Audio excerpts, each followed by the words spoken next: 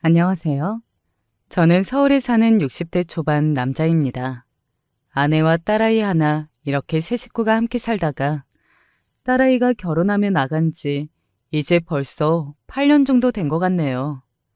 결혼시킨 지가 엊그제 같은데 이제는 6살 난 손녀까지 있습니다. 눈에 넣어도 안 아플 것 같다는 말을 매번 실감케 해주는 예쁜 손녀예요. 저희 부부에게 저희 딸은 각별했어요.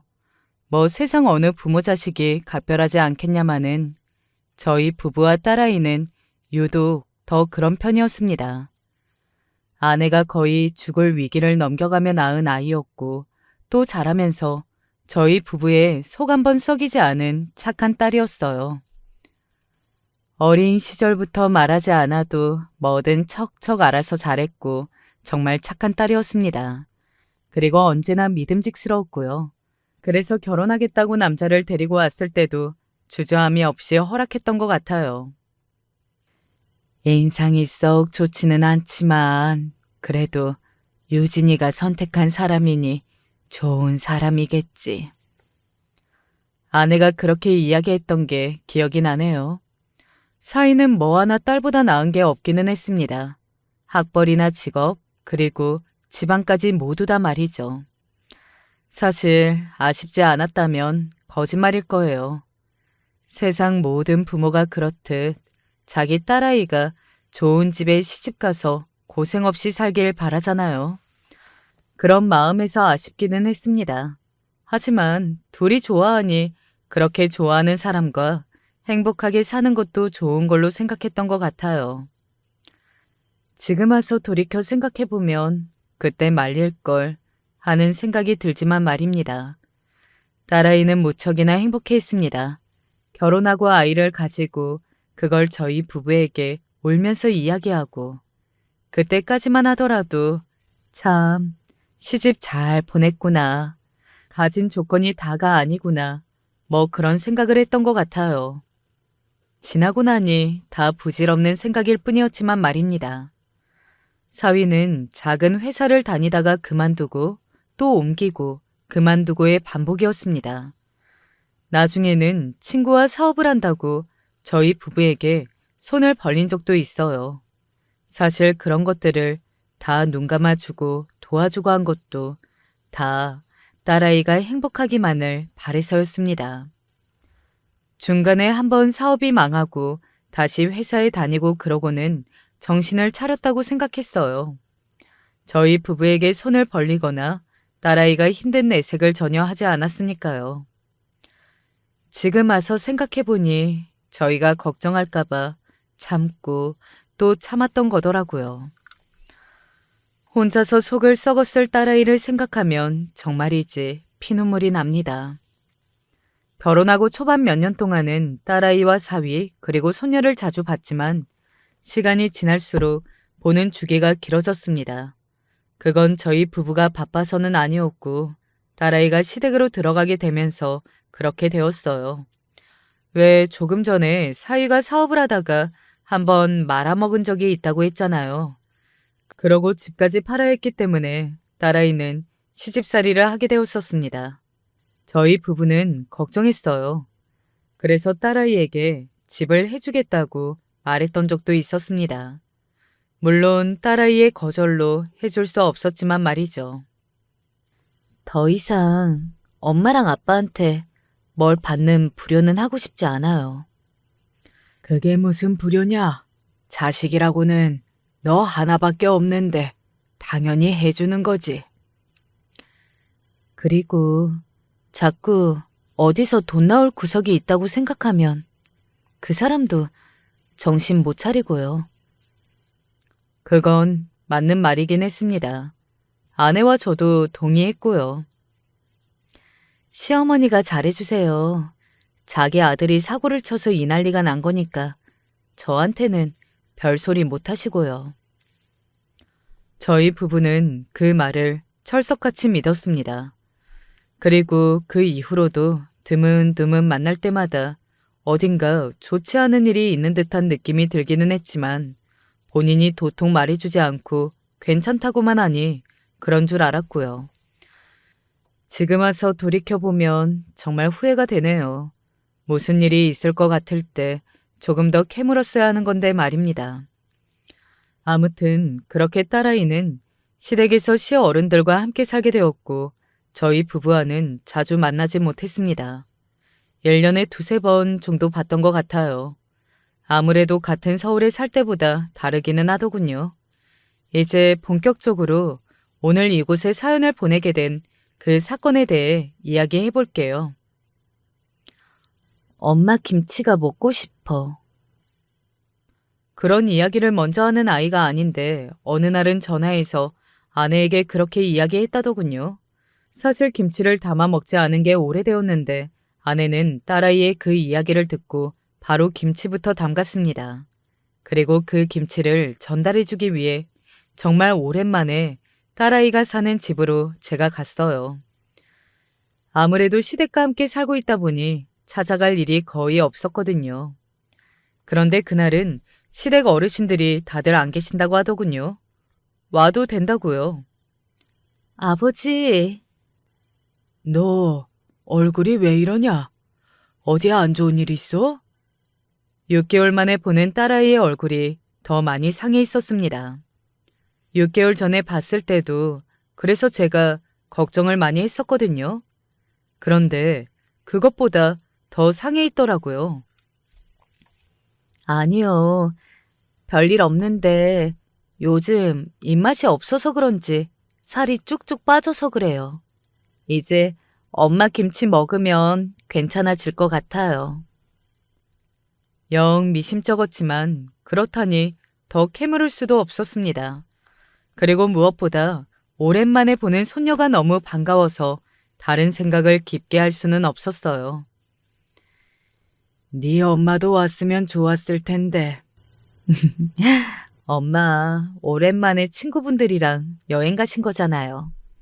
제가 조만간 하영이 데리고 집에 한번 갈게요.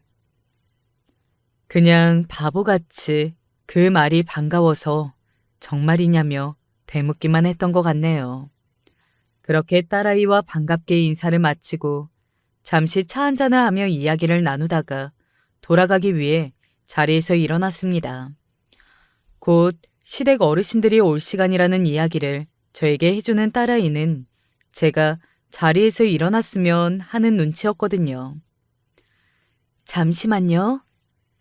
뭔가 전해줄 게 있는지 안방 안으로 들어가는 딸아이의 뒷모습을 보다가 이제 막 6살 난 손녀딸을 안아들었습니다.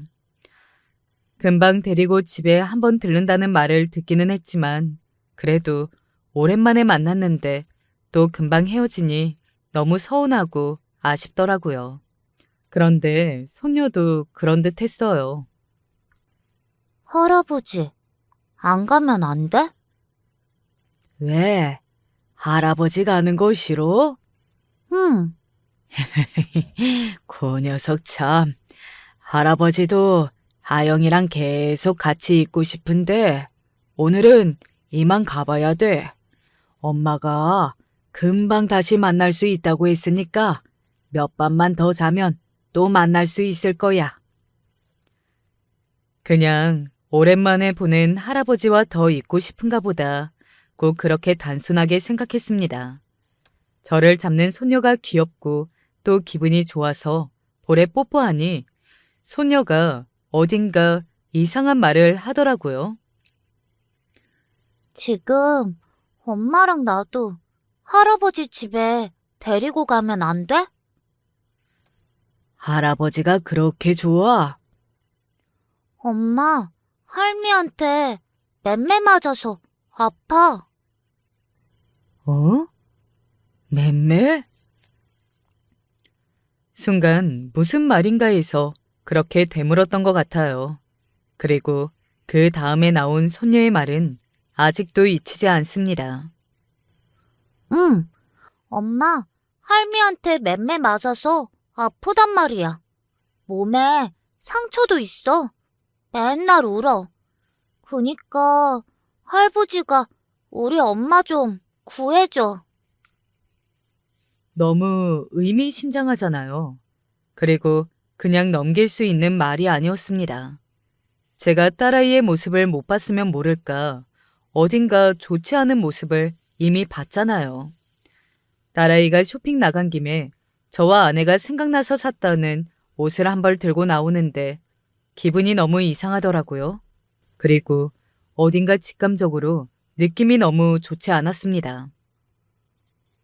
너 정말 무슨 일 있는 거 아니지?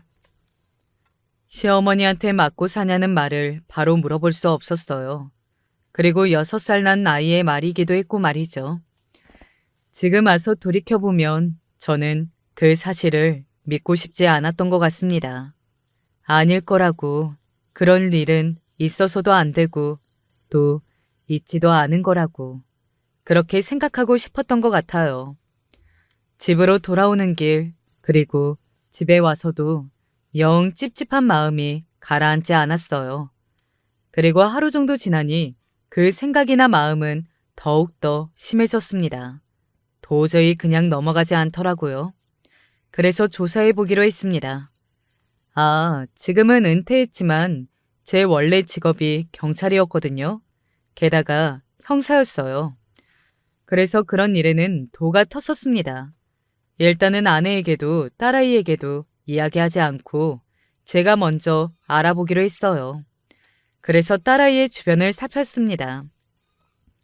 딸아이의 집 주변에서 잠복했어요.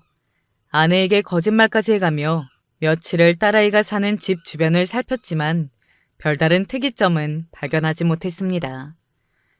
그래서 손녀가 그냥 한 말인가 하는 생각이 들 때쯤이었던 것 같아요. 대단히 무거워 보이는 짐을 들고 가는 딸아이의 모습을 포착할 수 있었습니다. 그런데 이게 무겁니? 아니에요. 너는 정말 하나도 내 마음에 드는 게 없다. 빨리 걸으라고 답답하다고 내가 조금 전까지 이야기했잖아. 안사돈이 그렇게 이야기하면서 제 딸의 머리를 한 대 때리는 모습을 제가 목격을 한 겁니다. 그런 장면은 상상만 하는 거랑은 엄청나게 다르거든요. 저에게 굉장히 충격적으로 다가왔어요. 그냥 한 대 툭 하고 쳤어도 놀랐을 텐데 거의 후려치듯 세게 딸아이의 머리를 때렸거든요. 그 한 장면만 봐도 알 수 있었습니다. 그 집에서 저희 딸이 어떤 취급을 당하고 있는지 말이죠. 그리고 손녀가 그날 한 말이 거짓말이 아니라는 것도요. 당장이라도 뛰어들어서 그 상황에 대한 설명을 제대로 듣고 싶었습니다. 내 딸을 왜 때렸는지 캐묻고 싶었어요. 하지만 그러지 않았습니다. 제 직감이 이야기하고 있거든요. 이건 더한 일이 있다고. 그러니 차곡차곡 증거를 모으라고 말이죠. 그 장면을 목격한 이후로 본격적으로 각을 잡고 그 집에 대한 조사에 들어갔어요. 원래 하던 대로 말입니다. 그 집 며느리요? 내가 처음에는 며느리가 아니라 무슨 일하는 사람인 줄 알았는데 또 일하는 사람을 그 정도로 막대하지는 않을 것 같아서 이상했거든요. 그런데 며느리라잖아요, 글쎄. 그 집 며느리 맞고 사는 걸로 유명해요. 이 근방에 모르는 사람 없을걸요. 손이 덜덜 떨려왔습니다. 이웃들이 그렇게까지 이야기할 정도면 굉장히 오래 그 폭력이 지속되어 왔다는 말이잖아요. 어디 도망갈 곳 없어서 그러고 있는 거 아닐까요? 혼자 애 데리고 나가서 살 능력이 없다거나. 그게 아니고서야 저렇게 시댁 식구들 모두가 학대를 하는데 거기서 그러고 계속 살 리가 없죠. 순간 멈칫했습니다. 모두가 학대라뇨? 시어머니 말고 다른 사람들도 그런다는 말씀이세요? 남편도 소리 지르는 거 봤고 그 집 시누이도 막 부리던데요? 정말이지 기가 막히더라고요. 남편은 바람도 피우는 것 같지 않았어요? 그러니까 집 앞에서 다른 여자랑 있는 거 내가 봤잖아. 지 마누라가 보고 있는데도 그러더라니까. 인간들이 진짜 너무 못됐어. 충격으로 손이 덜덜 떨려왔던 것 같아요. 그 모든 일이 현실이라니. 정말이지 믿기지도 또 믿고 싶지도 않았습니다. 하지만 그냥 넘어갈 수 없는 문제였어요. 저희 딸아이 이야기잖아요. 만약 이 모든 게 사실이라면 절대 넘어갈 수도 또 그래서도 안 되는 일이었습니다. 그래서 이번에는 사위의 뒷조사를 했어요. 그리고 그 이웃들의 말이 모두 사실이라는 걸 알 수 있었습니다. 사위는 저도 모르는 사이에 이미 일까지 다 때려치우고 다른 여자랑 두 집 살림을 차리다시피 했더라고요. 집에는 거의 들어가지 않고 말이죠. 그리고 딸아이가 시누이의 심부름을 하는 것도 목격했습니다. 제가 늦지 말라고 했죠? 저 여기서 기다렸잖아요. 죄송해요. 회의 늦었어요. 이리 주세요. 자기가 놓고 간 서류 심부름을 딸아이에게 시켜놓고서는 회의에 늦었다며 거의 낚아채듯 딸아이의 손에 들린 서류 봉투를 가져가면서 고맙다는 소리 한 번 하지 않더군요. 오히려 무슨 벌레 보듯 보다가 다시 건물로 들어가는 그 모습을 보면서 당장이라도 딸아이의 손을 붙잡고 집으로 가고 싶었습니다. 하지만 그러지 않았어요. 이쯤 되면 많은 분이 어떻게 그 모습을 보고만 있냐, 어떻게 참을 수 있냐, 뭐 그런 질문들을 하실 것 같습니다. 제가 왜 그랬는지 이야기해 드릴게요. 며칠간 딸아이와 그 시댁 주변을 지켜보며 확신할 수 있었습니다. 그 집 식구들은 조직적으로 저희 딸아이를 가스라이팅하며 학대하고 있다는 사실을 말이죠. 다년간의 제 직업적 경험으로 볼 때 이런 경우는 확실한 증거가 없으면 발뺌을 하며 자신의 죄를 부인하는 경우가 많거든요. 확실한 증거를 잡아야 돼. 되도록 많이. 저는 그들을 가만히 둘 생각이 아니었습니다. 자신들이 저지른 죄의 몇 배 이상으로 대갚아줄 생각이었어요. 그러려면 그들이 뭘 잘못했는지 확실하게 증거를 모아야 했고 말이죠.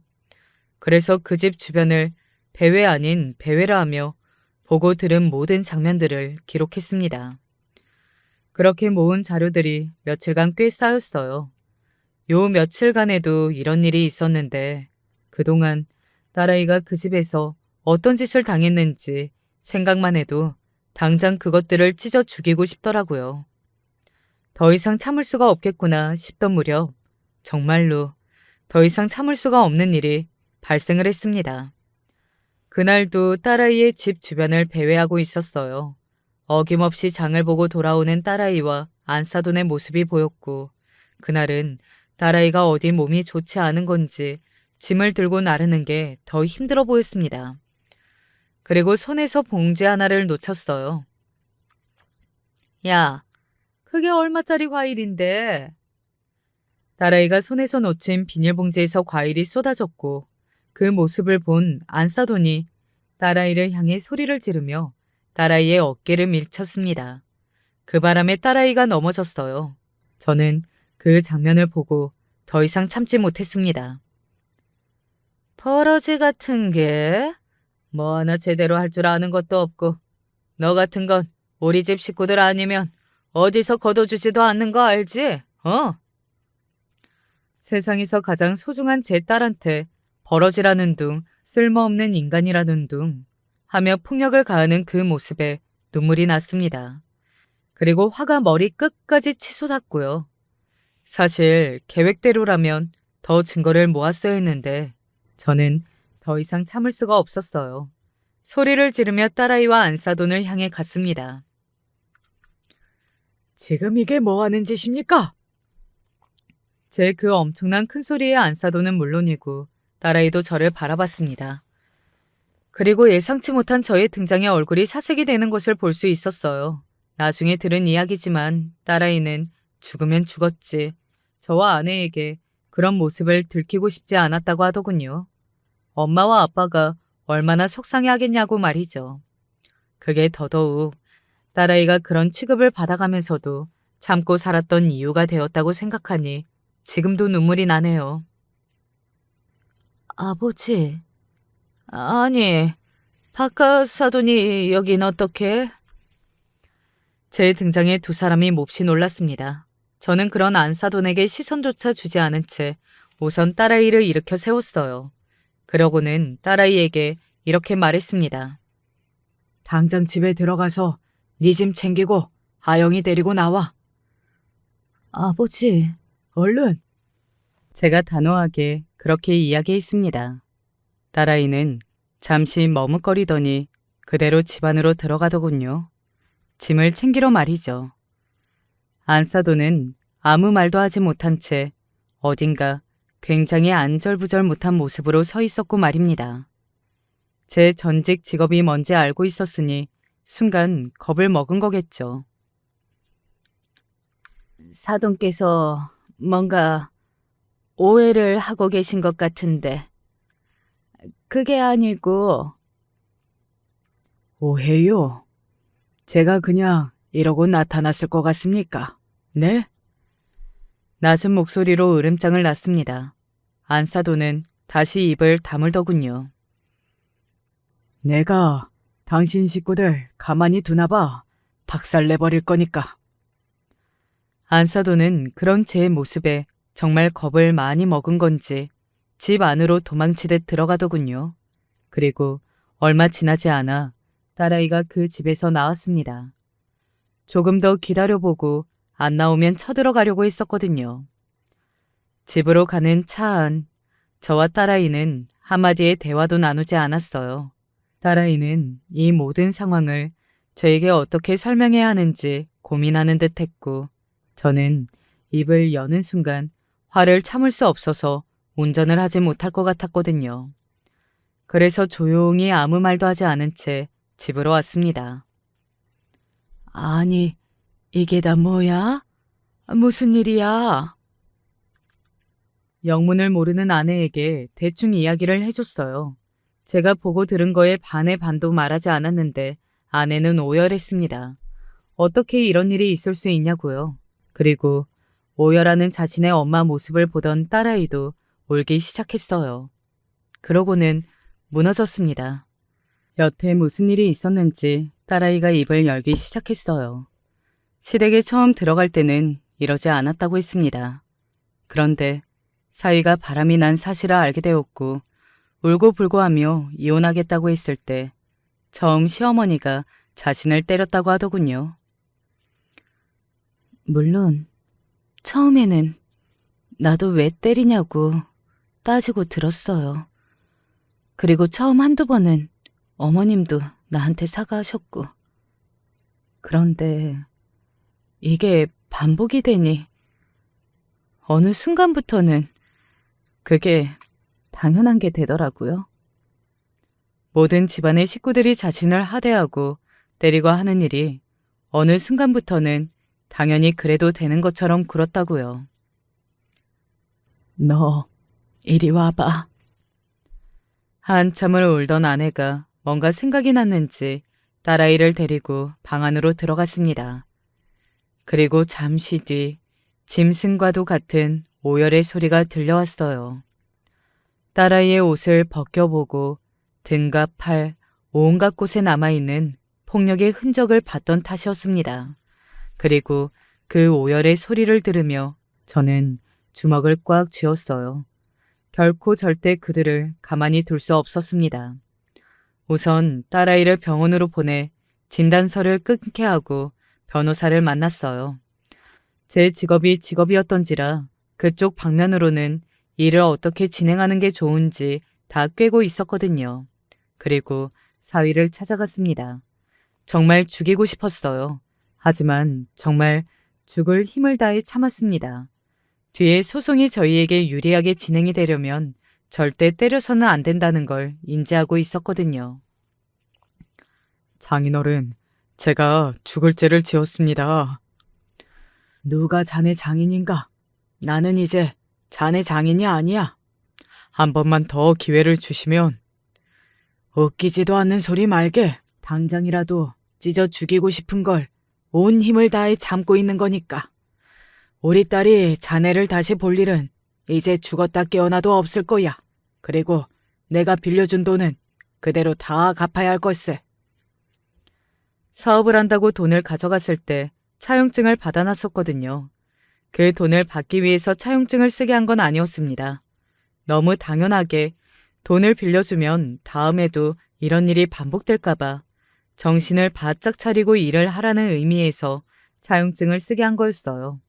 받을 생각 없이 말입니다.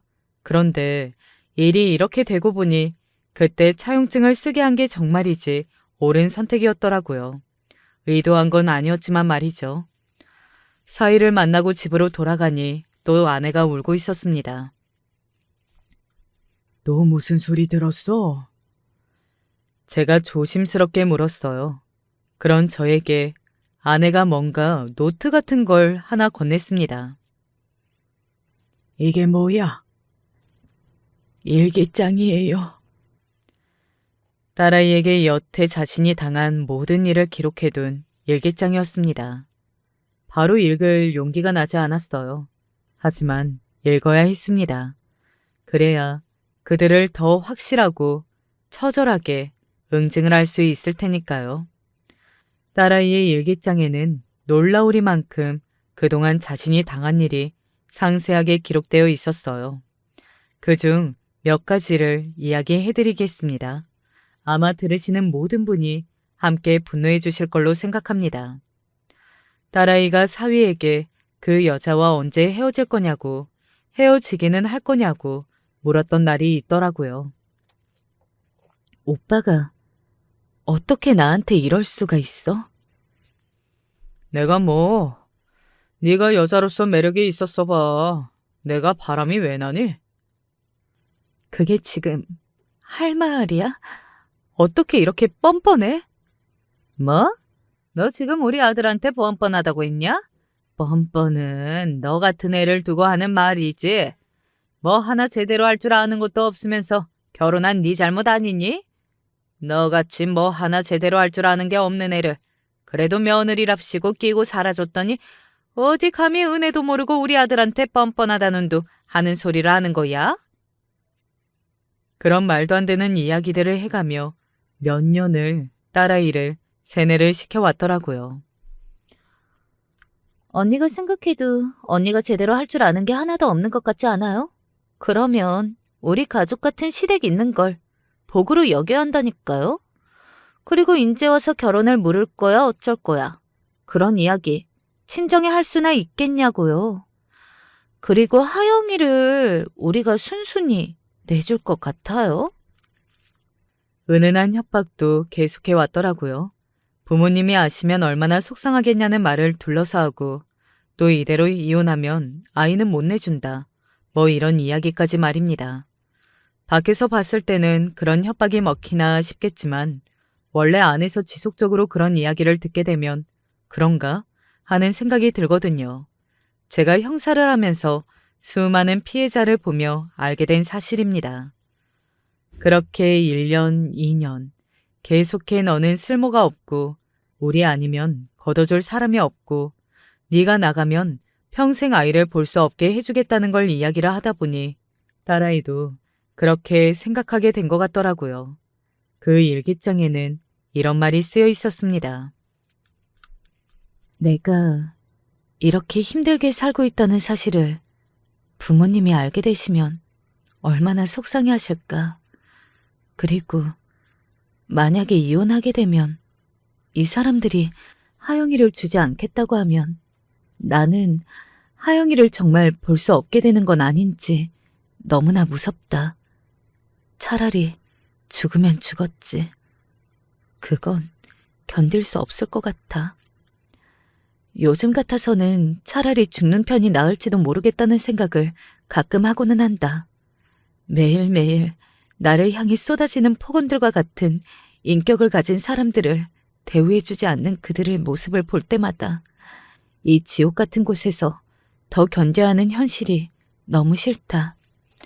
하지만 내가 없어지면 우리 딸도 그리고 부모님도 너무 슬퍼하실 거라는 걸 너무나 잘 알고 있기 때문에 그럴 수가 없다.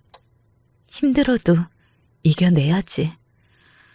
그런데 이 악몽은 끝이 있기는 한 걸까?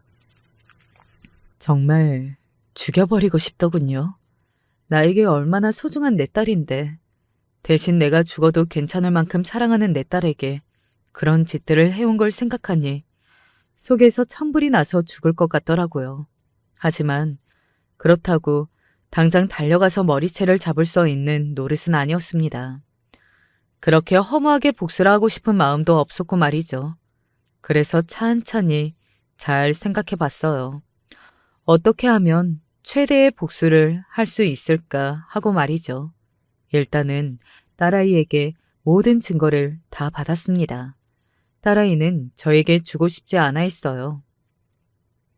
나는 이렇게 그 지옥 같은 곳에서 탈출해서 나온 것만으로도 다행이라고 생각해요. 제가 과거에 무슨 짓을 당했던 것까지 엄마 아빠가 알게 하고 싶지 않아요. 혹시나 저희가 알았을 때 마음이 많이 아플까봐 걱정하는 것 같더라고요.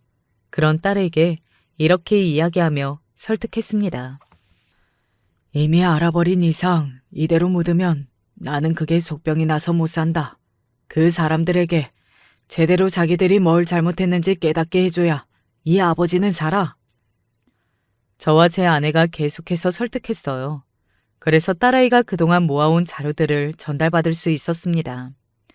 뭐 자료라고 해봐야 카톡 같은 거나 자동으로 녹음된 통화 내용 같은 것들이 전부였지만 그것만으로도 이미 차고 넘치더군요. 바로 이혼 소송을 시작하고 또 폭행에 대한 고소도 진행했습니다. 아니나 다를까 안사돈과 사위가 번갈아가며 딸아이에게 연락을 해오더군요. 저와 함께 있는 자리에서 전화를 다 받게 했습니다. 물론 녹음도 했고 말이죠. 네가 이렇게 나가고 멀쩡하게 잘 살 수 있을 것 같아?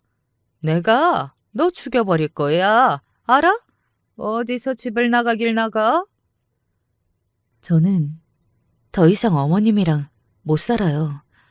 이렇게 살다가는 죽겠구나 싶다고요. 그리고 저희 부모님이 아닌 이상 돌이킬 수도 없고요. 너 정말 감당할 수 있냐? 어? 어디서 뭐라고 살든 그 지옥 같은 집에 있는 것보다는 낫지 않을까요? 딸아이가 그렇게 이야기하니 안사도는 바로 쌍욕을 하기 시작하더군요. 그래서 제가 나섰습니다. 우리 귀한 딸한테 여기서 한마디만 더 하시면 정말로 가만 안 있습니다. 제가 지금 어떤 마음으로 참고 있는지 짐작도 못 하실 겁니다. 네? 으름장을 놓자 전화를 바로 끊더군요. 정말이지 가짜났습니다. 딸아이는 만만하니 그렇게 소리를 질러대고 제가 낮게 이야기하자마자 주랭랑을 치듯 전화를 끊는 게 말이죠. 그건 사위도 마찬가지였어요. 당신 정말 내가 가만둘 줄 알아? 가만 안 두면 어쩔 텐가? 한참을 욕을 해대면서 주제 타령을 하던 사위도 제가 옆에서 듣고 있다는 걸 알자마자 전화를 끊더라고요. 그 찌질함에 혀를 내둘렀던 것 같아요.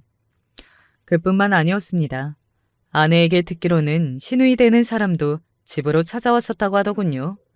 이성적인 척하면서 설득을 하려고 하는데 그 속이 너무나 훤히 보였다고 말이죠. 언니, 생각 잘해요. 그래도 아이는 아빠랑 엄마 다 같이 있는 가정에서 크는 게 좋고 이번 일을 계기로 저나 엄마 그리고 오빠도 언니의 소중함을 알게 된 것 같으니까 다시 들어와서 잘해봐요. 네? 아내의 말로는 그렇게 하는 얼굴에서 정말 진심이 하나도 느껴지지 않았다고요. 뭐 진심이 느껴졌다고 해도 다시 그 집으로 딸아이를 돌려보내는 일은 일어나지 않았겠지만요. 만약 돌아간다고 했어도 어디다 붙잡아 놨을 겁니다. 소송은 소송이고 제 개인적인 분풀이는 또 따로 해야겠더라고요. 제일 먼저 그 집 시어머니부터 시작했습니다. 제일 먼저 제가 한 일은 동네에 소문을 퍼뜨리는 거였어요. 조사를 하면서 말이죠. 세상에 그 정도였대요?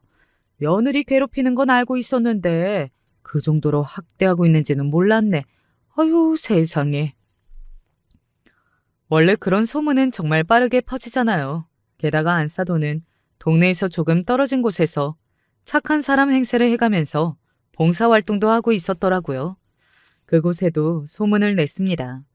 저의 목적은 세상 모든 사람에게 그 집 식구들이 손가락질 받게 하는 것이었어요. 그 어디에서도 편안한 마음으로는 살 수 없게 하는 것 말입니다. 안사돈이 저를 찾아왔더군요. 동네에 소문이 파다하게 난 걸 넘어서 사람들이 말도 안 되는 소리까지 떠들지 않습니까? 이런 식이면 저희도 소송을 할 수밖에 없습니다. 자기들도 소송하겠다고 되지도 않는 협박을 하더라고요. 그게 지금 저한테 통할 걸로 생각하는 건지 진심으로 궁금해졌습니다.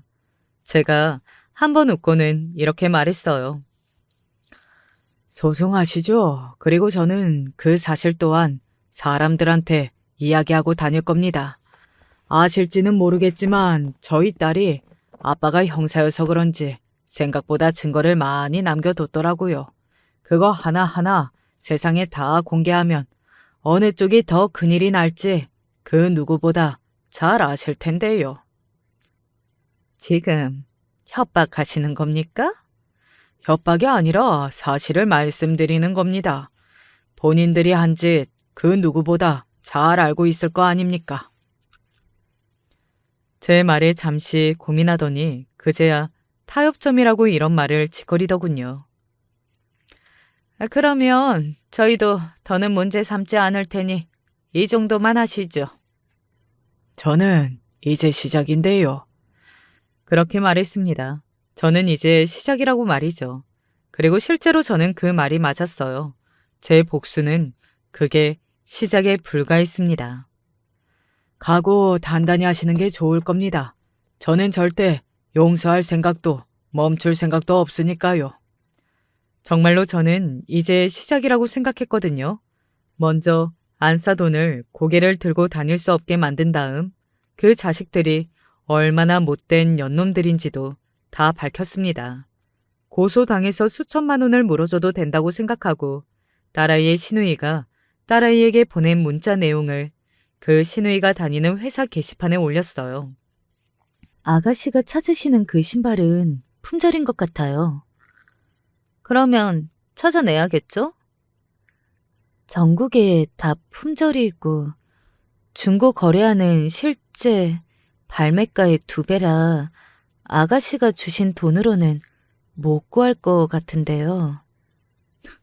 그건 언니 사정이고요. 저는 이미 돈 다 드렸고 구해준다고 하셨으니까 구해주세요.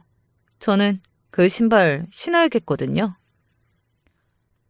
결국 딸아이가 딸아이 돈으로 웃돈을 더 주고 그 신발을 구해다 줬더라고요. 그 대화 내용을 고스란히 회사 게시판에 올렸습니다. 저런 것들이 현실에서는 더 와닿는 모양이더라고요. 회사가 말 그대로 발칵 뒤집혔다고 했습니다. 뭐 저렇게 못된 사람이 있냐고 어느 부서의 누구냐며 다른 팀에서까지 딸아이의 시누이 얼굴을 보러 왔다고 하더군요. 그리고 그 일이 있고 시누이가 딸아이를 찾아왔었습니다. 제가 그 게시판에 글을 올린 거라 같이 나갔네요. 고소할 거예요. 해요. 무서운 거 없으니까. 그리고 이미 각오하고 올린 건데요. 내가 가만두나 봐. 당신들 때문에 나 차인 거 알아요? 결혼 약속한 남자한테 차였다고요.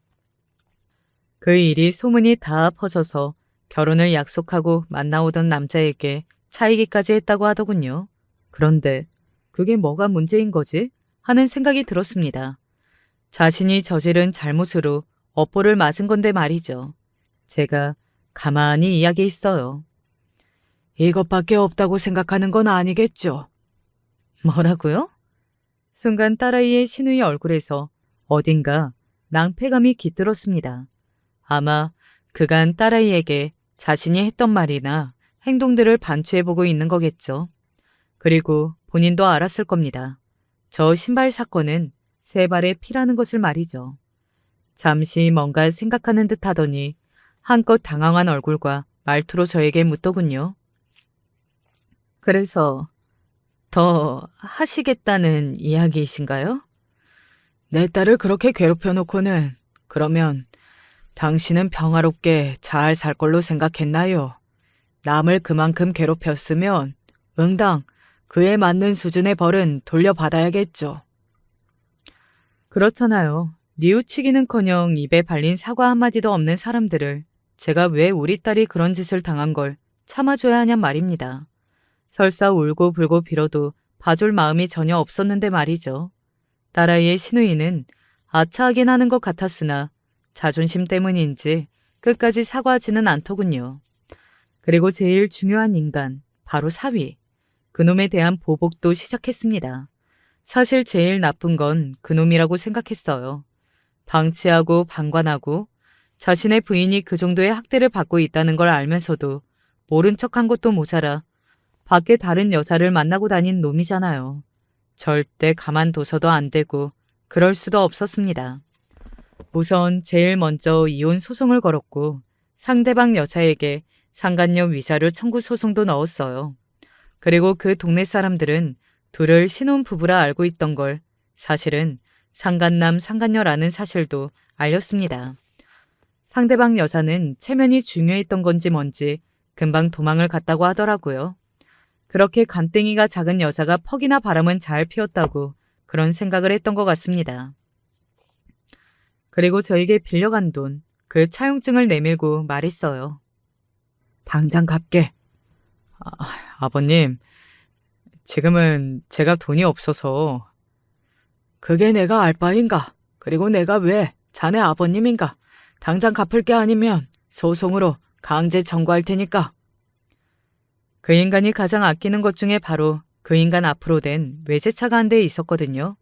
다른 건 몰라도 그건 정말 애지중지한다는 걸 알고 있었습니다. 그래서 여차하면 그걸 받을 생각이었어요. 그리고 그걸 두려워한다는 것도 알고 있었기 때문에 이렇게 이야기했습니다. 소송으로 그 차를 팔아도 못 갚겠지만 일부러 겁을 먹으라고 한 말이었습니다. 그리고 제대로 먹혀 들어갔고 말이죠. 자기 부모님에게 가서 생난리를 쳐 돈의 일부분을 가지고 왔더군요. 하지만 저는 거기서 끝낼 생각이 없었습니다. 그 집안 사람들이 완전히 다 망하는 것을 봐야만 했어요. 그래서 소시적에 알고 지내던 지금은 갱생한 과거 사기 가해자에게 연락을 했습니다. 아이고 형사님, 제가 형사님 때문에 밥도 벌어먹고 잘 살고 있다 아닙니까? 언제 한번 인사를 가려고 했는데 이렇게 다 연락을 주시네요. 저는 그 사람에게 모든 걸 다 이야기했습니다. 그리고 그 집안을 폭삭 망하게 하고 싶다는 것까지 말이죠. 그랬더니 그놈은 눈을 반짝 빛내더군요. 사실 착하게 살아서 편안은 하지만 재미는 없었는데 이참에 잘 되네요. 저는 돈은 필요 없고 그냥 골탕만 세게 한번 먹여줄게요. 라고 하더군요. 그리고는 얼마 지나지 않아 작업을 시작했다는 연락을 받을 수 있었습니다. 원래 사위는 도박을 조금 했었던 것 같더라고요. 그래서 크게 뭘 꾸미지는 않고 그냥 하우스 주소 하나만 알려줬는데 제 발로 찾아가서 본인이 본인 돈을 다 잃고 왔다고요. 그리고 딸아이의 시누이는 그 헤어진 남자를 다시 붙잡으려 거짓말을 했다더군요. 원래 자기 집이 굉장히 잘 살고 어쩌고 하면서 말입니다. 그런데 그걸 다 까발렸다고요. 그 집 엄마를 찾아가서 이런 여자이니 결혼 절대 시키지 말라고 알려주고는 일부러 제비 하나를 섭외해 딸아이의 시누이에게 붙였다는 말을 들을 수 있었습니다. 그놈이 정말 악랄한 놈이고 쪽쪽 빨아먹는 걸로는 이 계통에서 소문난 애라서 그 시누인지 뭔지 아는 여자 진짜 탈탈 털릴 겁니다. 그리고 딸아이의 시어머니에게는 별다른 행동을 취하지는 않았습니다. 자식들이 망해가는 모습, 그리고 부모에게 그저 돈만 바라는 그 모습을 자기가 보고 듣고 겪는 게 가장 큰 벌이라는 생각을 했거든요. 그리고 실제로 그럴 테고 말이죠. 그 사이의 이혼 소송은 저희가 다 이겼습니다. 당연히 위자료도 양육권도 다 받아낼 수 있었고요. 마지막 재판 때 딸아이의 시어머니와 사위가 저와 딸아이에게 말을 걸었습니다. 꼭 이렇게까지 하셨어야 했어요? 지금 누가 누구 보고 할 소리인가? 어?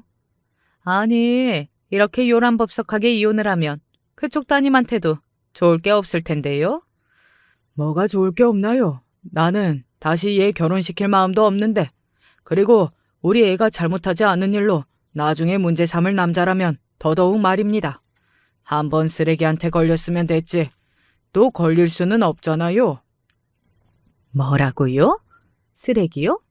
네, 쓰레기요.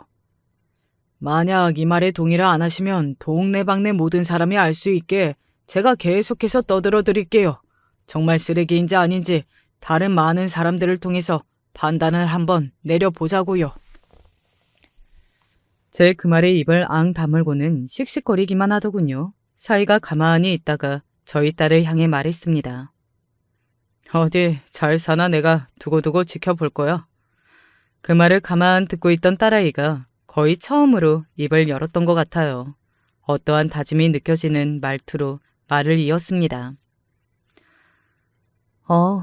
꼭 지켜봐. 나는 정말 끝내주게 잘 살 거니까. 그리고 나도 꼭 지켜볼게. 당신이랑 당신 가족이 얼마나 잘 사는지 말이야. 그런 딸아이에게 안사돈이 소리를 질렀던 모습이 지금 떠오르네요. 두고 봐라. 우리가 니들보다 훨씬 잘 살 거니까. 지금도 그 말을 할 수 있을 것 같지는 않지만 말입니다. 안사돈에는 그야말로 폭삭 망했거든요. 사이는 몇 억에 달하는 돈을 도박 빚으로 저 돈망자 신세가 되었다고 들었습니다. 더 이상 갚아줄 수도 없어 부모와 자식 간의 연을 끊자고 했다고 말이죠. 그리고 딸아이의 시누이 되는 그 여자도 그 제비에게 전 재산을 털리고 그 충격으로 회사 일을 제대로 하지 못하다가 결국 회사에서 큰 실수를 해 잘렸다고 말입니다. 그 집안 사람들 대단하더구만요. 왜? 아직도 지들 부모한테 돈 달라고 하고 그 부모는 모르는 사람처럼 단칼에 잘라내고 아무리 돈 앞에서는 피도 눈물도 없다고 하지만 그렇게 단번에 다 끊어내는 가족은 내 또 처음 봐서 말이죠. 저희끼리 끈끈하지 않고 말입니다. 정말 뭐 하나 제대로 된 게 없는 집안이었더라고요. 물론 저는 그럼에도 불구하고 아직 분이 다 풀리지는 않았습니다. 딸아이의 일기장에 죽고 싶다고 쓰여있던 그 문장이 밤마다 저를 괴롭혔거든요. 그런 고통을 저희 딸아이에게 준 사람들이 망했다는 이유 하나만으로 용서가 단번에 될 리는 없으니까 말이죠. 어느 날 사이가 딸아이를 찾아왔다는 이야기를 전달받았습니다. 당신한테는 절대 비밀로 하라고 했어. 또 당신 신경 쓴다고. 그러니까 모르는 척해. 와서 뭐라고 했다고 하대. 돈 좀 빌려달라고. 자기 집에서 쫓겨나서 밖에서 먹고 자야 하는 신세가 됐다고. 원룸 보증금 정도만이라도 달라고 했대. 그래서 줬대? 아이고, 화내지 말아요. 안 주고 돌려보냈대. 네가 나한테 무슨 염치로 돈을 받으러 오냐고. 나는 네가 길거리에서 정말 죽어도 눈 하나 깜짝하지 않을 자신이 있으니까 부고 소식 말고는 너한테 전해들을 소식 같은 건 없으니 돌아가라고. 제 속이 다 시원해지게 말을 잘했더라고요. 부고 소식 말고는 들을 소식 같은 거 없으니 죽기 전에는 연락해 오지 말라고 했다는 말이 특히 시원했습니다. 그리고 제가 일부러 그 동네를 한번 얼쩡거린 적이 있어요. 완전히 망했다는 소식을 들은 뒤에 말입니다. 잘 살 거라고 소리를 쩌렁쩌렁 쳤던 그 안사돈이 저를 보면 어떤 표정을 지을지 너무 궁금했거든요. 아니, 여긴 어떻게... 그전과 달리 많이 짧은 시간 안에 많이 늙은 듯 힘이 없어 보이는 모습을 한 안사돈이 저를 보고 당황한 얼굴과 말투로 그렇게 물었습니다. 저는 솔직하게 말했어요. 그때 저희한테 보란 듯 떵떵거리며 잘 살 거라고 하셨던 모습이 갑자기 생각이 나서요. 지나가는 길에 정말 그렇게 잘 사고 계신 건지 한번 확인해 볼까 싶어서 들렸어요. 다 알 거 아닙니까? 저 약오를 하고 화나라고 일부러 오신 거잖아요. 그 말에 제가 웃었습니다. 네, 사실은 그게 맞기는 해요. 얼마나 망했는지 제 두 눈으로 보고 속이 시원해지고 싶어서 찾아왔습니다. 이제 시원하세요? 네? 시원하시냐고요? 솔직히 완전히 다 시원하지는 않고 더 망했으면 좋겠기는 한데 그래도 뭐 기분이 좋기는 하네요. 그런 제 말에 안사돈이 소리를 꽥 질러댔습니다. 정말 많이 분하고 화가 나고 뭐 그런 것 같아 보이더라고요. 저는 그런 모습을 보면서 통쾌했던 기억이 있고 말이죠. 그때 그런 생각을 잠깐이지만 했던 것 같아요. 모든 업보는 결국에는 다 자신에게로 돌아가게 되어 있다고 말이죠. 그게 언제 어느 때가 될지는 몰라도 또 그게 자기가 아니라 자기 자식에게 돌아가게 되는 날이 올지 몰라도 꼭 반드시 돌아가기는 한다고요. 사위는 여전히 도망자 신세로 어디서 뭐라고 사는지도 소식을 들을 수 없었고 그 신우이라는 사람도 자신에게 사기를 친 그 제비를 찾아다니느라 정신을 거의 놓고 있다고 들었습니다. 누군가는 그렇게 말할 수 있을 것 같아요. 그래도 너무 심하게 되돌려준 거 아니냐고 말입니다. 그런 사람들에게 저는 저희 딸아이를 잃을 뻔했다는 말을 해주고 싶네요. 만약에 그 고통이 조금만 더 지속이 되었으면 그 일기장에 적혀 있는 것처럼 딸아이는 다른 좋지 않은 선택을 했을지도 모르는 일이니까요. 그것만 생각하면 저는 지금 저들이 받고 있는 그 벌도 과하다는 생각을 할 수 없습니다. 오히려 모자라면 모자랐지 말입니다. 아, 그리고 저희 가족이 최근에 좋은 일이 있었는데 이건 이야기를 빼먹을 뻔했네요.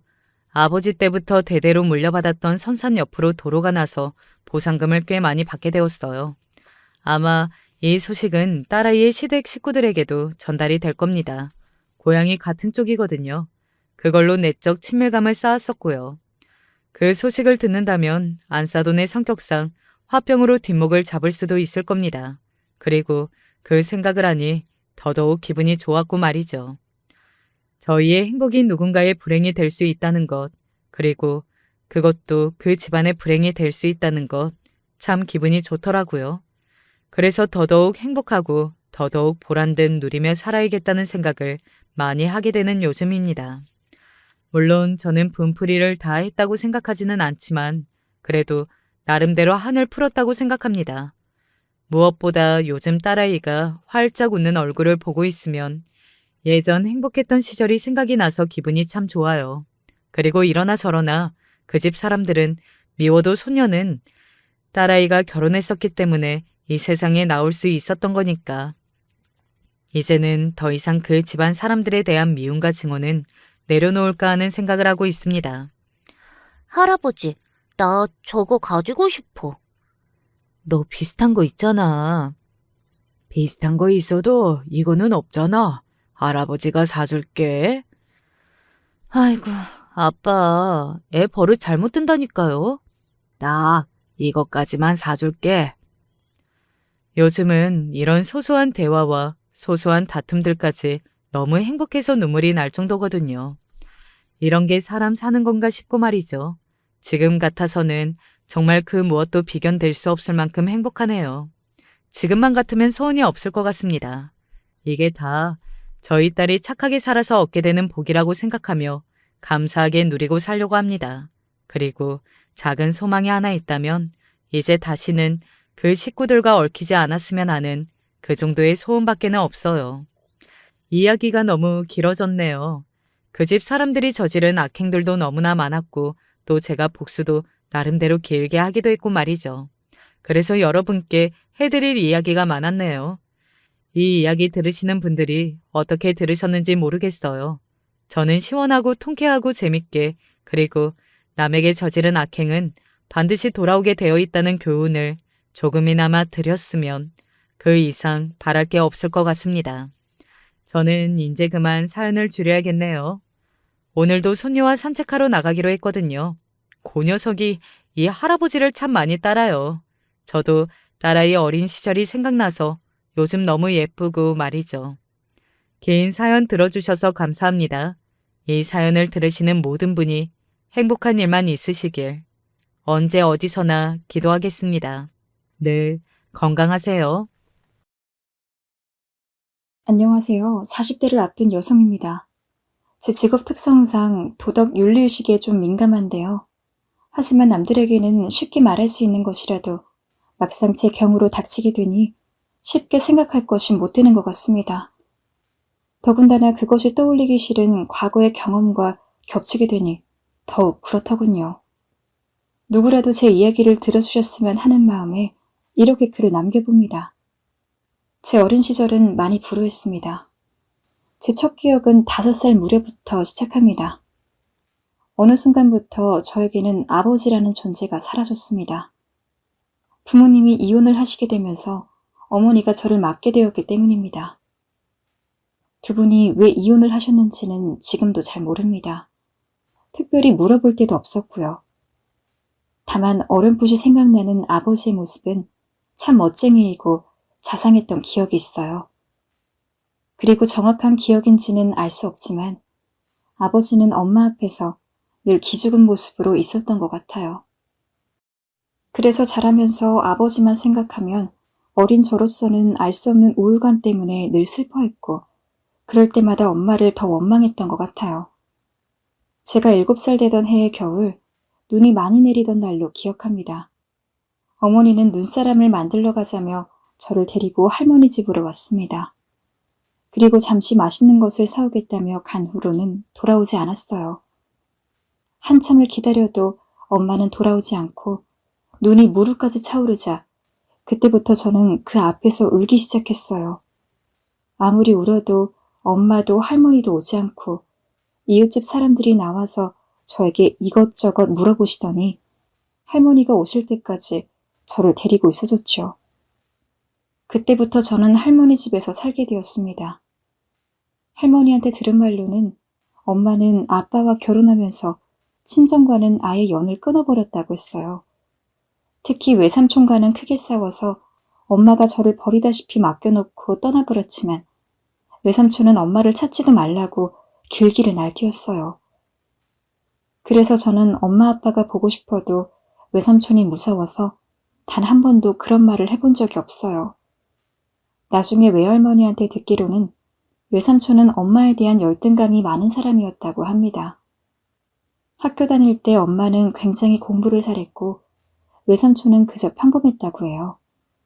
그런 이유로 넉넉치 않은 외갓집 형편에 자식 둘을 공부시킬 수 없었고 결국 공부를 월등히 잘했던 엄마가 대학교를 다닐 때 외삼촌은 고등학교를 졸업하자마자 직장에 나가야 했다고 합니다. 그런데 또 엄마가 사업을 하기 위해 외갓집에 어느 정도 손을 벌리자 그 과정에서 외삼촌과는 몇 번 큰 다툼이 있었고 그러면서 두 분은 아예 남남처럼 대면대면한 사이가 되어버렸다고 합니다. 그래서 그런지 외삼촌은 저를 특별히 예뻐했던 적이 없어요. 그나마 할머니가 시장에서 일을 하며 돈을 버셨고 그 돈으로 저와 할머니 둘이서 살았습니다. 할머니는 연세에 비해 아주 정정하셔서 일도 많이 하셨어요. 힘드실 텐데도 제 밥도 다 챙겨주고 학교도 보내고 다 하셨죠. 할머니께서는 제가 엄마를 닮아 공부를 잘한다면서 제가 5학년이 되자 학원에 보내주셨어요. 그리고 열심히 하면 할머니가 벌어서 대학까지 다 시켜주겠다고 약속하셨습니다. 허나 그 약속은 결국 지켜지지 못했어요. 아직도 너무 끔찍한 기억으로 자리하고 있는 일인데요. 제가 중학교에 들어간 지 얼마 되지 않아 새벽에 일을 나가시던 할머니께서 부주의로 그만 트럭에 치여 돌아가시게 된 거였습니다. 할머니께서 그리 허망하게 돌아가셨지만 엄마는 장례식에도 오지 않았어요. 연락할 새도 없었고 아마 외삼촌이 연락도 하지 않았겠지요. 장례식장에 앉아있는데 그 어린 나이에도 막막하다는 게 뭔지 알겠더라고요. 저는 무서운 외삼촌을 별로 좋아하지 않았지만 어린 제가 뭘 선택할 수 있는 상황이 아니었기 때문에 저는 자연히 외삼촌과 함께 살게 되었어요. 외삼촌 부부는 저한테 관심이 없었어요. 특별히 저한테 못되게 굴거나 그런 건 아니었지만 말 그대로 관심이 없으셨고 차라리 미움받는 것보다 그게 오히려 더 무서울 때도 있더라고요. 혹시나 필요한 게 있으면 미룰 때까지 미뤘다가 겨우 말씀을 드리곤 했는데 그래도 한 며칠은 지나야 해주셨어요. 그 집엔 외아들 한 명밖에 없었기 때문에 여자아이인 저는 많은 부분에서 소외됐어요. 학교 준비물을 가져가야 할 때도 외삼촌 부부가 챙겨주지 않아서 혼이 난 적도 있었고 소풍 도시락을 깜빡 잊으시는 바람에 쫄쫄 굶어야 했을 때도 있었지요. 그럴 때마다 저는 엄마와 아빠가 없다는 제 처지가 상기되면서 너무나 우울해졌어요. 제 생활은 엉망이 되기 시작했어요. 그나마 외숙모가 있어서 최소한의 필요한 건 해결했지만 그 외의 것은 제가 먼저 말하기 전에는 해결해주는 법이 없었어요. 신발이나 옷 같은 것이 해줘도 그대로 입고 다녀야 했고 똑같은 옷을 일주일 내내 입고 다닌 적도 있었습니다. 그런데 어느 날은 저희 반에서 짓궂은 친구 한 명이 저한테 그러더군요. 너는 옷이 그거밖에 없냐? 어린 마음에 저는 그 말을 듣자마자 눈가가 벌개지도록 울기 시작했고 절 놀린 친구는 당황해하며 제게 미안하다고 했던 기억이 나요. 저는 당시 그저 보살핌을 받고 싶고 부모님의 사랑도 느끼고 싶은 아이였을 뿐이었는데 제가 어쩔 수 없는 상황으로 인해 이 같은 처지에 놓인 게 참으로 서글펐습니다. 할머니가 살아있었을 땐 그런 건 할머니께서 다 알아해 주셨지만 지금은 아니었죠. 서럽고 억울한 점을 이야기하자면 한두 가지가 아닙니다. 새학기가 되면 저는 아이들의 시선을 받는 대상이 되기도 했습니다. 성장기엔 키가 금방금방 자라곤 하잖아요. 저는 또래보다 키가 좀 더 큰 편이었는데 하루가 다르게 옷이 작아져가는 와중에도 또래와 달리 저만 마치 동생 옷을 입은 것처럼 몸에 꽉 붙은 작은 옷을 입고 있으니 아이들의 놀림감이 되더라고요. 쟤 좀 봐. 옷이 왜 저래? 아, 쟤 엄마 아빠가 없어서 저렇대. 아이들이 수근거리는 소리가 제 귓가에 들려올 때면 너무 마음이 아프고 제가 진짜 고아라도 된 것 같아 책상에 엎드려 아이들이 지나가기만을 바라기도 했습니다. 이렇듯 외모로 인해 마음고생했던 걸 말하자면 아마 오늘 밤이 새도록 말해도 끝이 없을 정도로 끝이 없어요. 또래 친구들은 군것질을 많이 했지만 저는 용돈이 많지 않아서 군것질을 전혀 하지 않았어요. 가끔 눈치 빠른 친구들이 제 사정을 알고는 한 번씩 사주면 그럴 때 한 번씩 먹고 할 뿐이었죠. 제 외사촌 동생은 식탐이 많아서 집에 과자를 쌓아놓고 살았지만 저더러 먹어보란 소리는 한 번도 안 했습니다. 가끔씩 외숙모가 먹으라고 갖다 줘도 그냥 거절하고 말았어요. 같이 치킨만 먹어도 제가 얼마나 먹나 살필 만큼 식탐 많은 외사촌 동생이 뭐라고 생각할지 몰라서 먹고 싶지도 않았어요. 그러다 보니 학교 다닐 때는 그냥 열심히 공부했던 기억밖에 없어요. 공부하는 걸 좋아했다기보다는 공부만이 살 길이라고 생각했어요. 덕분에 전교에서 3등 이외로 벗어난 본 적은 없었습니다. 대신에 또래 친구들이 좋아하고 유행하는 그런 건 잘 몰랐어요. 알아도 그걸 즐길 여유도 없었죠. 그래도 주변에 친구는 많았어요. 그저 남의 이야기를 잘 들어주기만 해도 됐으니까요. 친구들 이야기를 들어보면 부모님 다 계신 친구들도 각자 나름 집안의 사정이 다 있어서 부모님 있다고 다 행복할 건 아니라는 생각이 들더라고요. 그런 생각을 하다 보면 나만 불행한 게 아닌가 싶어 한편으로 위로가 되기도 했고요. 그리고 어차피 더 각자 나름대로 고민 있는 거면 나중에 제가 진정으로 행복해지기 위해선 지금 공부를 해 좋은 대학에 가 돈을 많이 버는 직장에 취직을 하는 것이 가장 현명한 길이라고 생각했어요. 고등학생이 되자 학원은 못 가도 독서실이 필요했어요. 외삼촌께 그런 사정을 말씀드렸더니 공부하다 필요할 때 쓰라고 용돈을 챙겨주셔서 그때부터는 용돈이 부족하지 않았어요. 그리고 모의고사를 잘 보면 학교 재단에서 장학금을 꽤 많이 줬는데 외삼촌은 그 돈도 통장에 넣어두고 제가 쓰고 싶은 대로 쓰라고 하셔서 원하는 대로 필요한 건 사 쓸 수 있게 되었어요. 저는 그 돈으로 시중에 나와 있는 문제집 중 괜찮다 싶은 문제집이 있으면 모조리 사들여 다 풀어버렸습니다. 그러던 어느 날 수험생 신분으로 살다 보니 저도 모르게 스트레스를 많이 받았던 것 같아요. 힘든 마음에 문제집을 더 풀지 못하고 놀이터 의자에 앉아 가만히 별을 보며 쉬고 있는데 어디선가 외삼촌 목소리가 들리더군요. 그러니까 다미를 안 만나겠단 거야? 참 너무하다. 아니 어떻게 혈육을 떼놓고 한 번을 보러 올 생각을 안 해. 외삼촌은 놀이터 한 구석에서 분명 제 얘기를 하고 있었어요. 외삼촌과 통하고 있는 사람이 엄마라는 생각에 가슴이 떨렸지만 저는 가만히 이야기에 귀를 기울였습니다. 변명하지 마. 그냥 재혼한 남자 눈치 보이니까 담이 데려가기 싫다는 말이잖아. 끊어. 더 이상 얘기하기 싫어. 재혼한 남자? 엄마가 재혼했다는 말은 그때 처음 알았죠. 저는 통화를 끝내고 오는 외삼촌과 눈이 마주쳤고 외삼촌은 떨리는 눈빛으로 절 바라보았습니다. 방금 엄마 맞죠? 다 들었니? 제가 가만히 고개를 끄덕이자 그때부터 외삼촌은 담배를 하나 더 태우시며 말을 꺼내셨습니다. 네가 이제 성인이 될 나이도 됐고 해서 네 엄마한테 전화해서 널 만나볼 거냐고 물어봤는데 외삼촌은 쉽사리 말을 잊지 못하셨습니다. 그러더니 외삼촌은 저보다 더 화가 난 얼굴로 엄마가 너무한다는 둥, 재혼한 남자 눈치 보느라 딸 버리는 게 말이 되냐는 둥 열을 내셨습니다. 그리고 전 옆에서 그런 외삼촌의 말을 들으며 한동안 고개를 수그렸어요. 마음의 깊은 상처를 받았지만 티내지 않기 위해서였습니다. 그날 이후 전 엄마 생각을 하지 않기 위해 오로지 모든 시간을 공부에만 쏟았습니다. 그렇게라도 하면 마음의 고통이 잊혀질 것처럼요. 다행히 3년간 열심히 한 끝에 어지간한 대학은 제가 원하는 대로 갈 수 있는 성적이 되었습니다. 이젠 제가 선택할 차례였죠. 인생에서 제가 선택할 수 있는 게 많지 않았는데 제가 무언가를 선택할 때가 오니 참 고민이 많이 되더라고요. 특히나 진로에 관한 문제였으니까요.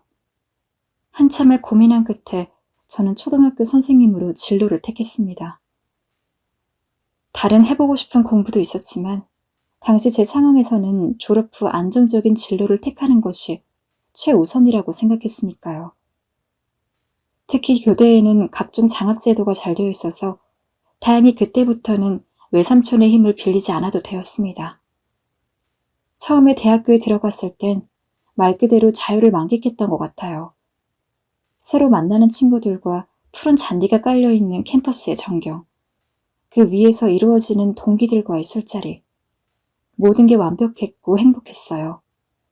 매일 눈칫밥 먹으며 살던 집에서 벗어나 공부로 꽉 짜여있던 시간을 벗어나 이곳에 오니 정말 천국 같았죠.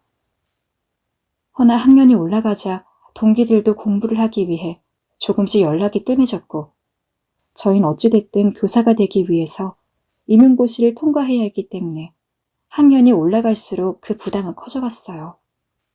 임용고시는 쉬운 시험이 아니었으니 철저히 준비해야 하는 시험이었는데 합격률이 높지 않았죠.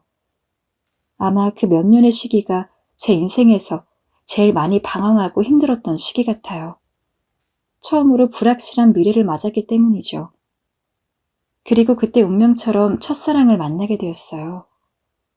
제 첫사랑은 친한 언니의 친구였어요. 같은 대학교 학생은 아니었는데 첫 만남에서 반해서 제가 자주 연락하고 쫓아다니던 오빠였습니다. 차분하면서도 말수가 많았고 다양한 분야에 관심이 많은 사람이었는데 그래서인지 같이 있으면 여러 방면으로 대화도 할 수 있고 재밌고 좋았어요. 알게 되는 것도 많았고요.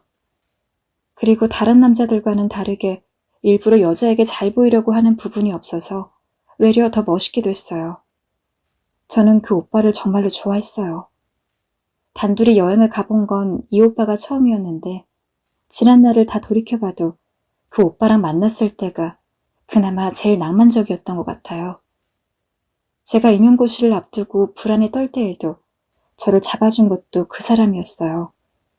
불안감 때문에 이유 없이 바보처럼 울기만 할 때도 늘 곁에서 든든하게 저를 다잡아줬죠. 하지만 사랑이라고 착각했던 걸까요? 그때만 해도 그 사람이 없으면 못 살 것 같았는데 임용고시에 붙고 나니 거짓말처럼 더 이상 그 사람이 생각나지 않았어요. 그냥 합격을 축하해준다고 한 번 만난 게 마지막이었어요. 그러고는 이별이라고 할 것도 없이 그냥 원래 잘 몰랐던 사람처럼 다시는 만나지 않게 되었어요. 지금 생각해보면 제가 참 나빴다는 생각이 들지만 그래도 그때 제 마음은 한치의 거짓도 없는 진심이었어요. 다만 어린 시절에 엄마로부터 버려지고 자라면서 제 감정을 억누르고 살아가는데 익숙해지다 보니 타인의 감정을 살피는 것도 무감해져 버린 것 같아요. 그냥 각자가 필요한 만큼 타인을 대하는 것이 당연하다고 그런 생각이 제 안에 무의식처럼 자리 잡은 것 같았습니다. 초등학교 교사로 임용이 되고 난 후에는 한동안 정말 세상이 내 것만 같았어요. 외삼촌 내외분들도 진심으로 저를 축하해 주셨습니다. 저도 그간의 노력이 모두 보상받는 것 같은 기분이 들었고, 이제 과거는 깔끔하게 잊고 새롭게 살아가려고 다짐했어요. 제 주변 어른분들은 교사가 되었으니 이제 제가 좋은 곳으로 시집을 가면 된다고 말씀하시곤 했어요. 하지만 저는 딱히 결혼에는 큰 관심이 없었어요. 어렸을 적 버려지고 힘들게 컸던 기억이 너무 컸기 때문에 제 자신이 모든 것을 수월해가 해낼 수 있을 만큼 여유가 있지 않으면 결혼을 하고 아이를 낳는 자체가 무책임한 일이라고 생각했기 때문이에요. 또 만나는 남자가 없다 보니 결혼에 대한 환상이나 안정적인 가정을 꿈꿀 기회도 없었고요. 또래의 동료 교사들이 호감을 보여도 저는 직장 동료 이상으로 생각하지 않았고, 항상 마음속에 선을 정해놓고 그 안에서만 남자들을 대했는데, 외려 주변에서는 그런 저를 안타깝게 보는 분들도 있었죠. 우리 다미 씨는 얼굴도 예쁘고 직업도 괜찮은데 왜 남자친구가 없을까? 얼른 결혼해야지. 전 아직 생각이 없어요. 왜? 학교 선생 둘이 결혼해 살면 그런 대로 넉넉하게 살 수도 있어. 저번에 체육 선생님이랑 얘기해보니까 다미 씨 은근히 마음에 들어하는 것 같은데 만나볼 생각 없어? 아니에요. 괜찮습니다. 애써주지 않으셔도 돼요. 오죽하면 동료 옆반 선생님이 제 처지가 정말 안타까우셨는지 노총각 체육 선생님을 만나보라며 꼬드기기까지 했지만 솔직히 앞으로의 인생이 어떻게 될지도 모르는데 비슷한 수준끼리 간신히 살아가는 삶에는 흥미가 없었습니다. 살아가는데 꼭 결혼이 필요하다고 생각하지도 않았고 차라리 한 살이라도 젊을 때 열심히 해서 제 능력을 더 키워보고 싶다는 생각이 더 강했어요. 여자 직장으로서는 안정적이다 보니 주변에선 가끔 능력도 괜찮고 집안도 괜찮은 사람 소개가 들어오기도 했어요. 그런데 또 제 쪽에서 괜찮다는 생각이 들면 상대방이 마음에 안 들어 해서 번번이 무산되기만 했어요. 그래서 그냥 나는 혼자 살 팔자인가 보다. 그런 대로 살아야지 뭐. 이렇게 덤덤하게 생각하고 있던 찰나였습니다. 그러던 중 제가 살던 원룸 주인 아주머니로부터 소개팅 제안이 들어왔어요. 나름 지역에서 돈 좀 있다 하는 부잣집인데 아버지 되는 사람이 며느리는 꼭 초등학교 선생님을 원한다고 하셨어요. 돈이 부족하지 않을 만큼 있는데 집안에 많이 배운 사람이 없어서 이왕이면 선생이었으면 하고 초등학교 선생님은 늦게까지 일을 하지 않으니 며느리감으로 손색이 없다고 말하고 다녔다나 봐요. 아버지라는 사람의 생각이 좀 마음에 들지 않아서 처음에는 거절을 했는데 주인 아주머니께서 몇 번이나 권유하는 바람에 그냥 만나나 볼까 하고 가벼운 마음으로 소개팅에 나갔습니다. 남자를 만나보니 첫인상은 썩 나쁘지 않았어요. 사람이 좀 어리숙해 보이는 게 흠이긴 했지만 솔직한 모습이 좋게 느껴졌어요. 첫 만난 자리임에도 자기 집안 이야기를 숨김없이 꺼내더라고요. 위로 형이 하나 있는데 놀기만 좋아해서 아버지가 복권방을 차려주고 자기는 아버지 사업을 물려받을 준비를 하고 있다고 했는데 이야기를 듣고 가만히 생각해보니 굳이 결혼을 할 거라면 이만한 자리가 없겠다는 생각이 들었어요. 부모님들도 교사 며느리를 얻겠다고 목이 빠져라 고대하고 있고 이 남자도 저를 꽤 마음에 들어하는 눈치고 위로 형이라고 있는 사람은 집안에서 반쯤 손을 놓은 것 같았으니까요. 어쨌든 조건을 보고 만나는 자리이니 그 이후로 몇 번 더 만나보면서 생각하자고 다짐했고 저는 신중한 마음으로 이 사람을 만나기 시작했어요. 만나면서 느낀 건 조건만 괜찮은 게 아니라 됨됨이도 괜찮은 사람이라는 거였어요. 일단 가식이 없었고 또 쓸데없는 허영심을 부리지도 않았어요. 무엇보다 저를 우선순위로 대해주는 부분이 좋았어요. 거기다 배려까지 많은 사람이었으니 시간이 가면 갈수록 저는 이 남자라는 확신을 가지게 되었어요. 그리 길지 않은 연애 기간 후에 저희는 본격적으로 결혼 준비를 했습니다. 시댁에 처음 인사를 드리러 가니 시댁 식구들도 당연히 저를 마음에 들어 하셨고요. 시아버지는 이미 만반의 준비를 끝내놓고 계셨어요. 시댁에서는 당분간 제가 함께 살기를 바라는 것 같았지만 이미 남편에게 충분히 언지를 해뒀기 때문에 시아버지는 저희가 함께 살 집은 물론 살림까지 다 마련해 놓으신 상태였어요. 심지어는 예단이나 혼수 같은 것도 전혀 준비하지 말라고 하셨죠. 제 생각에는 그래도 기본적으로 갖출 건 갖추고 싶었지만 끝내 괜찮다고 하셔서 결국 준비해 두었던 돈은 모두 외삼촌께 드렸어요. 키워주신 것에 비하면 많은 돈이 아니었지만 그래도 키워주신 거에 대한 감사 정도는 표하고 싶었습니다. 너 시집 가는데 우리가 뭘 더 해줘도 모자랄 판에 너한테 돈을 받아서야 되겠니? 전 그러면 돈이야 좀 가지고 있으면 어떠니? 뒀다가 네 비상금으로 사용하면 되지. 아니에요. 제발 받아주세요. 여태 해주신 걸 돈으로 갚는 건 말도 안 되고 그냥 제가 드리는 선물이라고 생각해주세요. 그래야 제가 결혼해서도 마음 편하게 잘 살 수 있을 것 같아서요. 아이고, 담이야. 꼭 이래야 하겠니?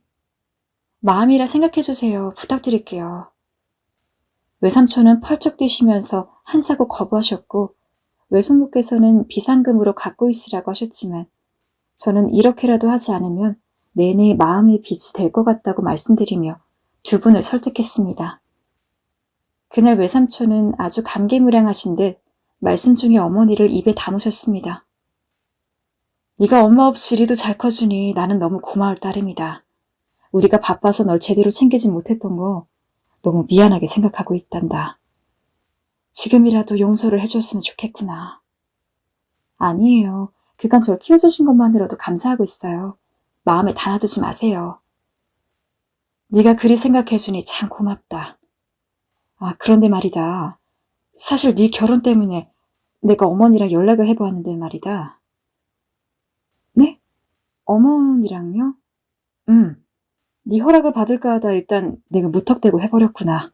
지금 연락을 기다리고 있는 중이란다. 저는 외삼촌의 그 말이 갑자기 열이 솟구쳤습니다. 왜 저한테 말씀도 안 하시고 연락하신 거예요? 그게 아니라 그래도 네 결혼인데 친어머니는 있어야 할 것 같아서. 제가 좋아하실 거라고 생각하셨어요? 적어도 제게 허락은 구하셨어야죠. 저는 너무 화가 난 나머지 외삼촌에게 그 말을 던지곤 집 밖으로 뛰쳐나왔습니다. 왜 그리 화가 났는진 모르겠지만 당시 마음이 도통 제어가 되질 않았습니다. 날 무참히 버린 어머니, 그 여자가 결혼식이랍시고 내 눈앞에 나타난다 생각하니 상상만 해도 소름이 끼쳤어요. 이미 어린 시절부터 어머니라는 존재를 마음에서 바득바득 지웠는데 어떻게 어떤 마음으로 엄마를 지어왔는데 이제 와서 그런 어머니를 만나고 싶지 않았습니다. 저는 결국 다시 외삼촌에게 전화를 걸어 의사를 분명히 밝히곤 아까 소리질러 죄송하단 말을 한 후 전화를 끊었습니다. 그리고 그 일은 제 기억 속에서도 무참히 잊혀졌습니다. 결혼 이후 한동안 제 삶은 더 바랄 것 없이 없을 만큼 행복했습니다.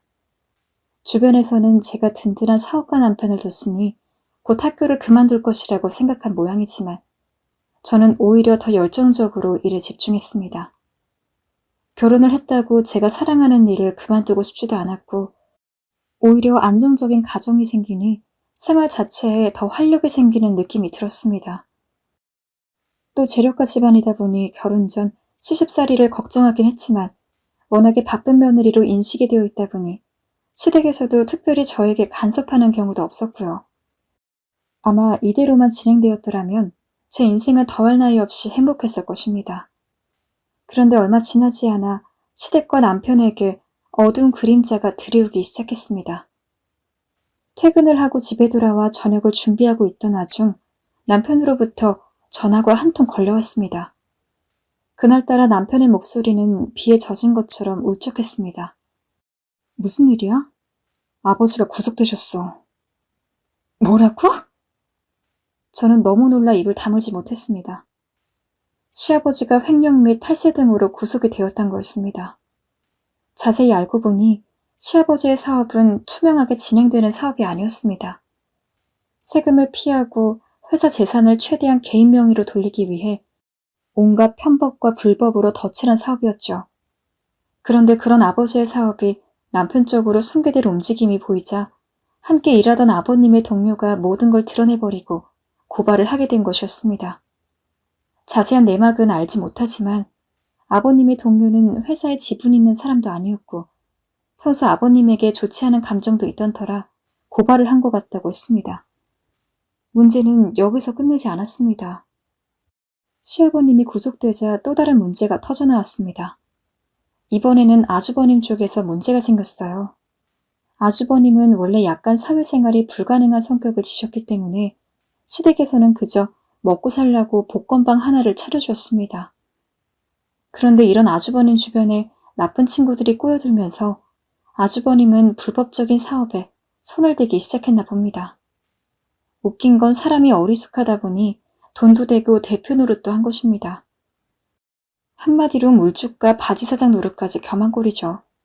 마치 누가 일부러 노리기라도 한 것처럼 일이 연달아 터져버리니 시어머님은 아주버님 사건을 뒷바라지하느라 여력이었고 아버님 회사도 남편이 나서서 최대한 막아보고는 있었지만 이미 업주들로부터 모든 신용을 잃어버리게 된 터라 회사는 빠르게 기울어가기 바빴습니다. 시댁에서는 당장의 큰일을 막을 만큼 현금을 많이 갖고 있지도 못했어요. 결국 당연한 결과처럼 남편의 사업까지도 휘청거리게 되는 사태가 일어났습니다. 일이 그쯤 되니 저도 덩달아 충격을 받았고 어디서부터 잘못됐을까 곱씹게 되었죠. 그리고 그제야 현실이 똑바로 보였어요. 제가 너무 허울 좋은 환상을 바라보고 있었다는 것을요. 재력 있는 집안의 사업가 남편이란 것을 보고 결혼했지만 막상 시댁에 있는 재력이라는 것이 실상 그리 대단한 것도 아니었고 남편 역시 사업을 하기에는 너무나 어리숙한 사람이었어요. 저는 일단 공무원의 신용을 이용해서 가능한 최대한의 대출을 받아 남편의 일을 지원했습니다. 하지만 시간을 두고 보니 문제는 돈이 아니라 남편의 수완이었었는데 남편은 돈을 줘도 활용할 방법을 모르는 것 같았어요. 그나마 아버님이 며느리를 통해 이것저것 지시해 주셔서 겨우 명맥만 이끌어가는 수준이었죠. 참 답답하고 막막했습니다. 도대체 어디서부터 풀어나가야 할지도 모르겠고 제가 할 수 있는 일도 없어 보였어요. 차라리 제가 해결할 수 있는 일이 있었다면 뭐든 할 텐데 그럴 수도 없는 노릇이니 상황이 그저 나아지기만을 기다리는 수밖에 없었습니다. 더군다나 그 시기엔 시어머니께서 충격을 받은 나머지 원인불명의 병으로 쓰러지고 마셨습니다. 아주버님이 하시지 않을 테니 옆에서 시어머니를 간호해야 하는 건 며느리인 저밖에 없었죠. 시어머니는 침대 위 뜬 눈으로 내가 너무 오래 살았다라는 말을 반복했습니다. 아니 어머니 기운 차리세요. 지금 그이도 열심히 일하고 있고 사업도 다시 일으킬 거예요. 당장 자금이 없는데 어떻게 회복할 수 있겠어. 이젠 다 끝난 거다. 끝난 거야. 시어머니는 이미 약해질 대로 약해지셔서 모든 게 다 끝났다고만 생각하고 있으셨고 저는 그런 시어머니 옆에서 그저 위로만 해드리며 어서 시간이 흐르기만을 기다렸습니다. 저는 그때 마음속으로 최악의 상황은 제 월급만으로 남편과 생활할 각오를 하고 있었어요. 뭐가 됐든 어차피 제가 한 선택이었고 한 배를 탄 이상 이혼을 하고 싶진 않았으니까요. 그런데 참 묘하게도 그런 순간에 기막힌 우연이 찾아왔어요. 어느 날 퇴근을 하려고 준비를 하는데 누군가 저를 찾는다는 연락을 받았어요. 가보니 말끔히 정장을 차려입은 남자가 저를 기다리고 있었습니다. 박담미 선생님 되시죠? 저는 어머니 밑에서 일하고 있습니다. 다름이 아니라 어머님께서 박 선생님을 찾고 계셔서 이렇게 갑작스레 찾아뵙게 되었습니다. 저를 찾는다는 뜬금없는 말에 뭐라 할 말을 잊었어요. 심장은 정신없이 쿵쾅거리기 시작했습니다. 안 그래도 시댁에 찾아온 불운 때문에 저는 매일 어린 시절에 악몽을 꾸고 있던 차였거든요. 그런데 그런 시기에 불쑥 어머니가 다시 저를 찾을 줄이야. 하지만 저에게 어머니라는 사람은 생각만 해도 떠올리기 싫었던 사람이었기에 저는 바로 그 남자를 돌려보냈어요. 저는 어머니가 없습니다. 그러니 절 찾지 말아달라고 해주세요. 라는 말과 함께요. 그 남자가 가고 난 후 물을 먹으며 진정하려 했지만 마음은 쉽사리 진정되지 않았습니다. 그런데 그렇게 그 사람을 돌려보내고 다음 날 이번에는 한 여자가 저를 직접 찾아왔습니다. 세월이 지나도 저는 그 여자를 알아볼 수 있었죠. 그분은 바로 제 어머니였습니다. 엄마 기억하겠니? 어저께 외삼촌 만나보고 오는 길이야. 아이고 세상에. 이제 길에서 만나면 못 알아보겠구나. 거의 25년 만에 만난 어머니는 한동안 제 앞에서 우물쭈물 하시더니 제 어깨를 끊어 안으려고 하셨어요. 허니 저는 매몰차게 한 걸음 물러섰습니다. 담이야, 네게 꼭 할 말이 있어서 왔단다. 제발 말 좀 들어다오. 일단 카페로 가요. 어머니는 간곡하게 제게 부탁하셨고 저는 주변 사람 눈도 있고 해서 결국 인근 카페로 발걸음을 옮겼죠. 저는 의자에 앉아 한동안 어머니를 무표정하게 쳐다봤습니다. 주름살도 별로 없이 팽팽한 얼굴엔 그 누구보다 잘 살아온 티가 역력했어요. 하고 있는 옷차림부터 모두 명품이었고요. 아마도 그 사이에 화장품 유통사업을 하면서 꽤 큰 돈을 버신 모양이었어요. 한눈에 봐도 카페 안 사람들에 비해 이질감이 들 만큼 부해 보이는 모습에 저는 더 배신감이 들었습니다. 이렇게 잘 살고 있으면서도 내가 가장 힘든 시기에 날 찾지 않고 너무나 잘 살고 있었단 사실이 원망스러워졌지요. 차라리 어머니가 힘들었다면 생활고로 무척 퍽퍽한 생활을 해야 했다면 이해했을 겁니다. 사정이 있었으니 못 온 거라고. 나에게 오고 싶었지만 자신이 짐이 될 게 뻔하니 날 기르지 못한 거라고요. 하지만 어머니는 아니었죠. 그간 바쁘다는 핑계로 절 보지 않고 있다가 이제야 여유가 되고 딸도 한번 보고 싶으니 찾아온 거였습니다. 이쯤 되니 어머니에 대해 품고 있던 조그마한 기대마저 바람에 흩날리는 눈송이처럼 사라졌습니다. 어렸을 땐 어머니에게 무슨 사정이 있길 바랬습니다. 그리고 그걸 무척 맹신하고 있었습니다. 시장에서 나무를 팔며 근근히 생활하고 고시원에서 먹고 자며 사진 속으로 날 쳐다보고 있는 어머니를 상상하곤 했어요. 하지만 현실은 가혹했고 진실은 너무도 마음 쓰리게 했습니다. 저는 눈물이 날 뻔한 걸 겨우 참고 차가운 얼굴로 물었습니다. 왜 이제야 날 찾았냐고요. 그러자 어머니는 저에게 이런 말을 했습니다. 담이야, 미안하다. 내가 그때 어떻게든 너를 데리고 살았어야 했는데 내 욕심이 너무 컸어. 이혼한 여자가 애까지 데리고 뭘 해보기에는 너무 막막해서 그만. 너를 놓아야 했어. 이제야 찾아오긴 했지만 나는 한 번도 담이 너를 잊어본 적이 없단다. 그동안 엄마가 번 돈은 모두 담이를 위한 거야. 너만 생각이 있으면 네가 내 사업을 물려받아도 좋고. 날 잊어본 적이 없다고요. 그래 담이야. 엄마 매일 네 사진을 품에 안고 잤어. 가고 싶었지만 갈 수가 없어서. 속에서 구역질이 올라올 것 같았습니다. 듣고 있기가 불편했습니다. 가고 싶지만 갈 수 없었다고. 사정이 있었다고. 어머니에게 그런 사정은 없었습니다. 그저 재혼한 남자가 저를 불편해할까봐 내팽겨친 것뿐이었죠. 눈꺼풀이 떨려오더니 이내 손과 발이 덜덜 떨려왔습니다. 저는 어머니의 눈을 최대한 똑바로 보려고 노력하며 힘겹게 말을 이었습니다. 엄마, 죄송한데 말씀을 더 듣고 있기가 힘드네요. 돈이요? 사업. 그게 왜 저를 위한 거예요?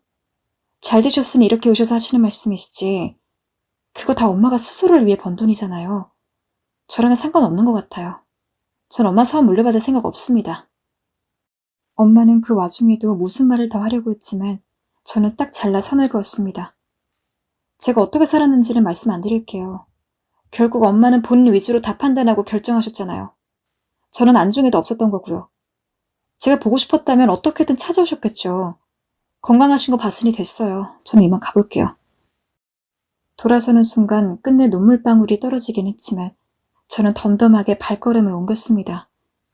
집으로 가는 길 내내 빙판길을 걸으며 방금 전 절 향해 눈물을 흘렸던 어머니의 모습과 어린 시절 엄마를 찾았던 제 모습이 겹쳐 스쳐 지나갔습니다. 외삼촌, 나 엄마 보고 싶어요. 안다 담이야. 다 알아. 그래도 참아야 해. 알겠지? 너무 보고 싶은데. 저는 엄마가 너무 그리웠습니다. 너무 보고 싶었어요. 친구들이 엄마 없는 애라고 놀릴 때 엄마를 원망하다가도 뒤돌아서면 엄마와 달고나를 만들어 먹는 아이들을 보며 애타게도 엄마를 찾았습니다. 엄마, 왜 날 버린 거예요? 저는 이 질문을 끝내 하지 못했습니다. 아마도 듣기가 무서웠던 거겠죠. 가장 궁금했고 가장 저를 괴롭혔던 질문이었지만 제 앞에 앉아 거짓 눈물을 흘리고 있는 엄마에겐 차마 물을 수가 없었습니다. 바람은 거세져 갔고 빙판길은 단단해져 갔습니다. 저는 살얼음판을 아주 천천히 걸어 집에 도착했습니다. 도착하니 가장 먼저 눈에 띄는 건 술에 취해 잠든 남편의 모습이었습니다. 남편은 많이 힘들었는지 평상시 먹지 않던 소주를 3병이나 먹고 정신없이 잠들어 있었습니다. 벌개진 남편의 얼굴 위로 고단함, 피로함이 번갈아 스쳐 지나갔어요. 제가 손을 들어 남편의 얼굴을 쓰다듬자 남편이 개슴츠레 눈을 떴습니다. 왔어? 안주도 없이 마신 거야? 그렇게 됐네. 남편은 씁쓸한 웃음을 흘리며 대답을 하더니 습관처럼 미안하단 말을 하곤 다시 잠들었습니다. 남편은 뭐가 그리 미안한지 사업이 일이 되고 난 후엔 늘 잠꼬대처럼 제 얼굴만 보면 미안하단 말을 하곤 했습니다. 저는 그런 남편의 얼굴을 가엾게 바라보다 이불을 덮어주곤 방으로 들어왔습니다. 핸드폰을 확인하니 문자들이 여러 개 도착해 있었어요. 엄마를 만났냐는 외삼촌의 문자, 시어머니의 상태가 위독하다는 문자, 그리고 그 순간 저도 모르게 마음속에 결심이 하나 섰어요. 나에게 보상하시고 싶은 거라면 한 번만 눈을 딱 감자고요. 엄마를 이용하자고요. 그리고 저는 다음날 엄마가 알려준 회사로 전화를 해서 다시 엄마를 만났습니다. 엄마는 저의 갑작스러운 방문에 놀랐는지 절 보고도 놀란 얼굴을 숨기지 못했습니다. 무슨 일이니, 담이야? 엄마에게 부탁드릴 일이 있어서 왔어요. 부탁, 뭐든 해. 네가 뭘 말하든 다 들어줄게. 역시나 상황은 제가 원하는 대로 흘러갔습니다. 자금이 필요해요. 15억이요. 15억? 줄 순 있다만 왜 그리 큰 돈이 필요한 거니? 제 남편이 사업을 하는데 위급한 상황이에요. 집안 전체가 휘청이고 있고요. 돈이 필요해요. 저는 군더더기 없이 핵심만을 딱 간추려 말하려 했습니다. 엄마는 제 말에 잠시 고민하는 표정을 짓다가 고개를 끄덕였습니다. 신랑 사정이 그러면 내가 도와줘야지. 금방 정리해서 보내줄 테니 걱정 말고 기다려라. 저는 흔쾌히 제안을 받아들인 엄마의 얼굴을 보다 죄책감이라 감정이 슬그머니 올라오는 걸 느껴졌습니다. 죄책감 따위 느끼고 싶지 않았지만 그건 어쩔 수 없는 거더라고요. 엄마도 분명 내가 자기를 이용하고 있다는 걸 알 텐데 그걸 알면서도 자식의 부탁을 절여할 수 없어서 제게 돈을 주는 엄마의 얼굴을 똑바로 마주할 수가 없었어요. 고마워요. 그 말만 한 채 서둘러 집 밖으로 나왔죠. 엄마의 시선이 제 등 뒤에 가닿는 걸 느꼈지만 그럴수록 저는 걸음을 더 빨리 재촉했습니다. 그리고 저는 약속대로 얼마 뒤 사업 자금 15억을 지원받았습니다. 돌아 나오는 길에 저는 신랑에게 말했습니다. 자기야, 이거 마지막이야. 다시는 이런 기회 없어. 이걸로 해결 안 되면 그때는 자기 사업 이제 아무도 못 도와줘. 저는 돈을 지원받은 이후로 다시는 엄마에게 연락을 하지 않았습니다. 다시 깔끔하게 엄마라는 사람을 마음속에서 지워버렸어요. 누군가 이 이야기를 들으시는 분께서는 저를 비난하실 분이 있겠지만 7살 그 차가운 겨울에 눈을 맞으며 아무도 없는 곳에 버려진 채로 울고 있던 그 기억은 아직도 저에게 끔찍한 악몽으로 남아있습니다. 그 때문에 아직도 가끔 학교에서 저학년 아이들만 보면 아직도 심장이 두근거리고 가슴이 찢어질 것 같은 슬픔을 느끼곤 합니다. 아무리 오랜 세월이 지났다고는 하지만 이 상처가 남아있는 한 모든 걸 없었던 것으로 하고 다시 엄마를 만난다는 것은 저에게는 너무 잔인한 일입니다. 하지만 제가 엄마를 이용한 것 또한 잔인한 일인 건 마찬가지겠지요. 그래서 제 마음이 요즘 더없이 복잡합니다. 남편은 엄마의 자금으로 사업을 자리 잡았고 위기에서 벗어났지만 저는 찝찝하기 이를 데 없습니다. 엄마의 얼굴이 시도 때도 없이 떠오르고 샤워를 하다가도 불현듯 엄마가 한 말이 생각나 혼자 소스라치게 놀라 물을 끄곤 합니다. 이미 벌어진 일이고 주워 담을 수 없는 물이지만 저 정말 나쁜 짓 한 걸까요? 벌 받은 짓 한 걸까요? 그리고 하나 더 걱정거리가 있다면 엄마가 저에게 연락을 걸어오고 있다는 겁니다. 자주는 아니지만 간간히 연락이 오는데 저는 전화를 받지 않는 상황이에요. 제 부탁을 들어주었으니 최소한의 예의로 한번 만나드리는 게 나을지, 아니면 이대로 영영 모른 채 하고 사는 게 나을지 잘 모르겠네요. 제 인생이 이토록 혼란스럽게 느껴졌던 적이 없었던 것 같습니다. 부디 사연 들으시는 분들께서 많은 조언 해주셨으면 합니다. 지금까지 긴 글 읽어주셔서 감사합니다.